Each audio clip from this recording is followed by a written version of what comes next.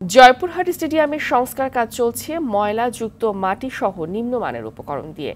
ঠিকাদারের গাফিলতি ও অনিয়মের কারণে দীর্ঘদিন পার হলেও মিলছে না সমাধান। পলিথিন, প্লাস্টিকের বোতলে ময়লার ভাগাড়ে পরিণত হয়েছে স্টেডিয়ামটি। ব্যবস্থা নেয় গতানুগতিক আশ্বাস দিয়েছে কর্তৃপক্ষ। জয়পুরহাট প্রতিনিধি রাশিদুজ্জামানের তথ্যচিত্রে জানাচ্ছেন নাদিরা সুলতানা।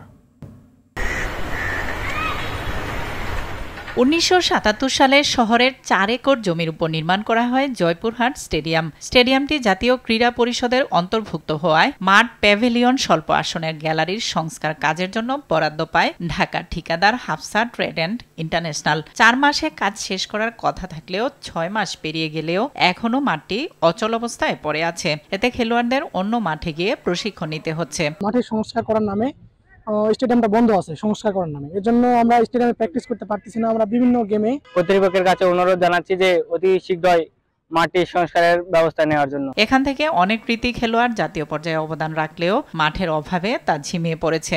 ঠিকাদার যে মাঠটা সংস্কার করছে সঠিকভাবে, আজকে মাঠ সংস্কার করার জন্য তার প্রায় 20 লাখ টাকার বরাদ্দ করা হয়েছে। তার উচিত সঠিকভাবে মাঠটা যেন সংস্কার করে যাতে জয়পুরহাটের মাঠটা সুন্দর হয় এবং খেলোয়াড়রা যাতে সুন্দরভাবে মাঠে অনুশীলন করতে পারে। কবে মাঠ আমরা বুঝে পাবো সেটাও জানি না। তো এইভাবে যদি ক্রীড়াঙ্গন বন্ধ হয়ে থাকে তাহলে দেশের সার্বিক ব্যবস্থায় এবং আমাদের যে চিন্তা চেতনায় আমরা অনেক পিছিয়ে যাব। আমি কর্তৃপক্ষের দৃষ্টি আকর্ষণ করছি, এই আমাদের প্রাণপ্রিয় জয়পুরহাট জেলা স্টেডিয়ামটি অতি সত্বর খেলার উপযোগী করে খেলোয়াড়দের মাঝে একটি আনন্দের বন্যা বয়ে দেওয়ার জন্য বিশেষভাবে অনুরোধ করছি। গত 6 মাস ধরে এই কাজটা চলতেছে খুব ধীর গতিতে। জানি না কেন এই কাজটা এত লেন্দি করতেছে। বর্তমানে আমাদের এই কাজটা, মাঠের কাজটা সম্পন্ন না হওয়ার জন্য অনেক এই খেলোয়াড়রা এই অনুশীলন থেকে বঞ্চিত হচ্ছে। জেলা প্রশাসনের তত্ত্বাবধানে মাঠের কাজ চলছে। অল্প সময়ের মধ্যে মাঠটি বুঝিয়ে দেওয়ার কথা জানান ঠিকাদার। নিম্নমানের মাটি বলতে আপনি যদি জয়পুরহাটের মানুষ হয়ে থাকেন তাহলে তো জানবেন। আমি অত্র এলাকা, আমি তো এলাকা চিনি না, আপনাদের থেকেই তো আমরা মাটিটা নিচ্ছি।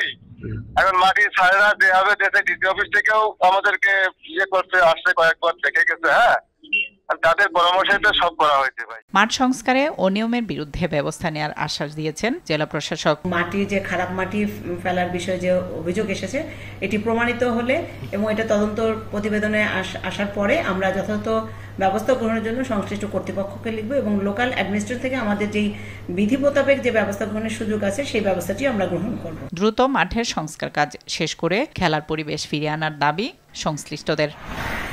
নাদিরা সুলতানা, RTV।